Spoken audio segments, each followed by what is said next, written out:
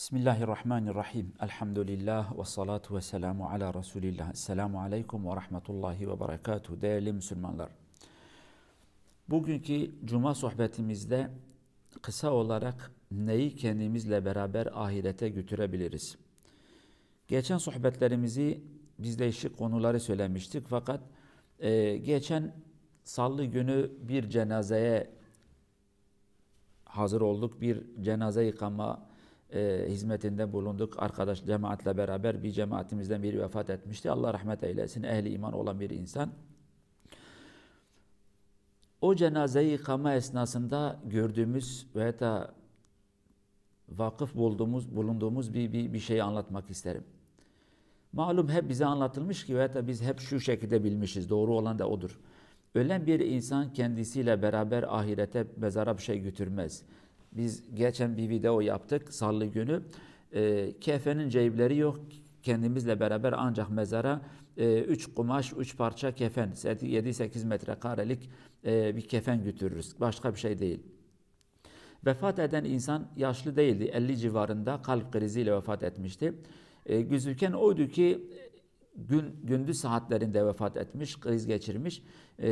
Biz cenazeyi yıkamaya giderken cenazenin çorapları hala giyiliydi. Yani cenaze çorapları, doktorlar falan çorapları çıkarmamıştı. Biz cenaze yıkama esnasında çoraplarını çıkardık. Orada çöpe attık ve cenazemizi yıkadık. Ve o günden bugüne kadar yani 2-3 gündür hep aklımda şu kalmıştır. Belki hep işitmişiz, bize anlatmışlar hocalarımız. Fakat kişi ve da bir insan bir olayı birebir yaşadığı zaman işitmek gibi değildir. O insanın çorabı bile ona nasip olmadı. Biz o çorabı o insandan aldık. Onu yıkadık, beyaz kefenlerle Allah'ın huzuruna gönderdik. Demem odur ki değerli cemaat. Biz gün gelir ölür gideriz. Ölüm haktır. Ölüm herkesin gördüğü ve herkesin bildiği bir gerçektir. Ölümü hiç kimse inkar etmez. Ne kafiri, ne Müslümanı, ne Hristiyanı, ne Yahudisi, ne ateşperesti, ne hayvana tapanı hiç kimse ölümü inkar etmez. Herkes ölümün gerçek olduğunu kabul eder. Çünkü herkes kendi gözüyle bir insanın öldüğünü görmüş. Fakat bizim veya da insanların sorunu şudur. Ölümden sonra başka bir hayat olacak mı, olmayacak mı? Sorun oradadır. Dini kitaplar, ister Kur'an-ı Kerim, İster Tevrat, ister İncil, ister Zebur. Yani Allah'ın peygamberleri insanlara bunu anlatmışlar. Bu ölümden sonra başka bir hayat olacaktır. Siz öleceksiniz. Ölüm bu hayatın sonu fakat başka bir hayatın başlangıcı ve bir daha dirilip Allah'ın huzuruna çıkacaksınız. Oradaki hayatta bu dünyada bazı şeyleri yapmışsanız orada faydası olur size. Bazı şeyleri yapmışsanız zararı göreceksiniz. Fakat bazı şeyler sizinle beraber mezara gelmez. Bizimle beraber öbür dünyaya gelecek olan bu dünyadaki davranışlarımız, bu dünyadaki yaptıklarımız, iyilik veya da kötülük, hangisi olursa olsun, iyilik yaparsak iyilik göreceğiz, kötülük yapmışsak neyi ekmişsek onu biçeriz. Bunu bu şekilde biz bu cenazeden bunu anladık. Fakat maddi olarak kendimizle beraber bir şey götüremeyiz.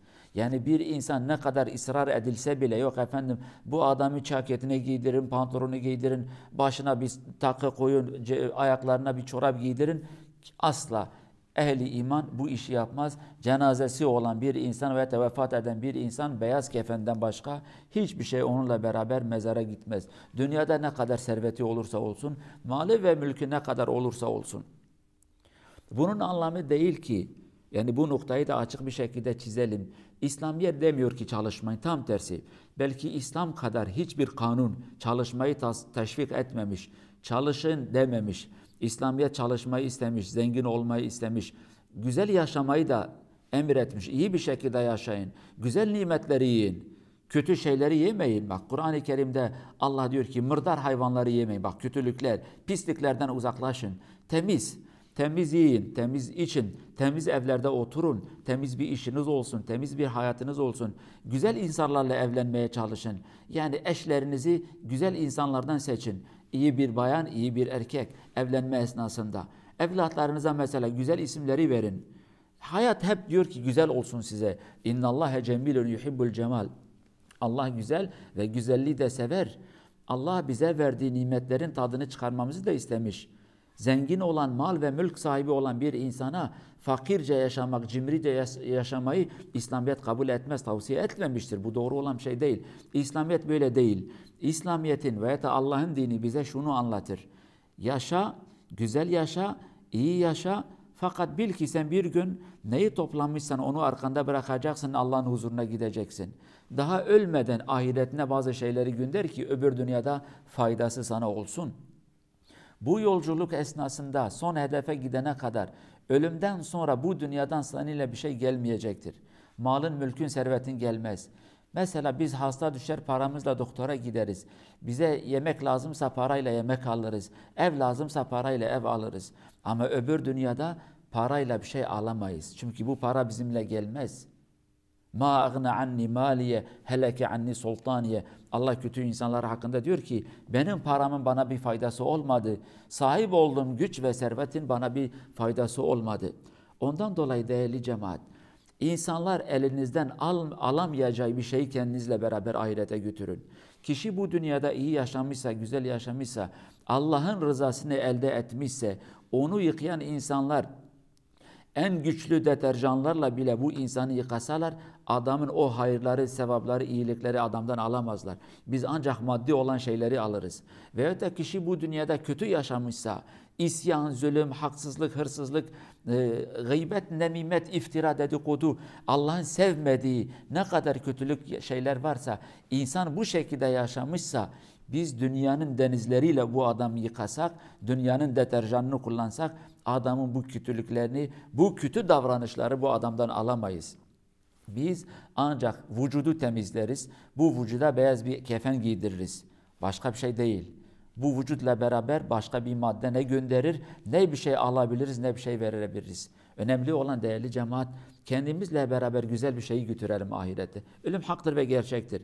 Güzel yaşayın, güzel bir şekilde de vefat edin. Allah'ın emirleri neyse, kanunları neyse, yasakları neyse bunları bilin, ona göre davranın.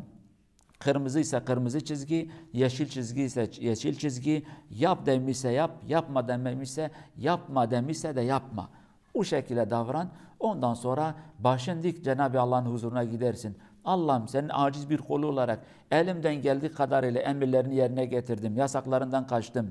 Sevdiğin şeyleri yapmaya çalıştım. Hangi hususta ibadet olsun, insani ilişkiler olsun, ailevi ilişkiler olsun, ticaretimde olsun, her şeyi elimden geldiği kadarıyla senin nasihatlerini dinledim ey yüce Rabbim. Fakat eksiklerim varsa da bu eksiklerden tevbe eder, senin rahmetine ve affına sığınarak sana geldim. O zaman Cenab-ı Allah cennet kapılarını o kuluna açar. Çünkü Cenab-ı Allah diyor ki iman sahibi ve iyilik yapan insanlar.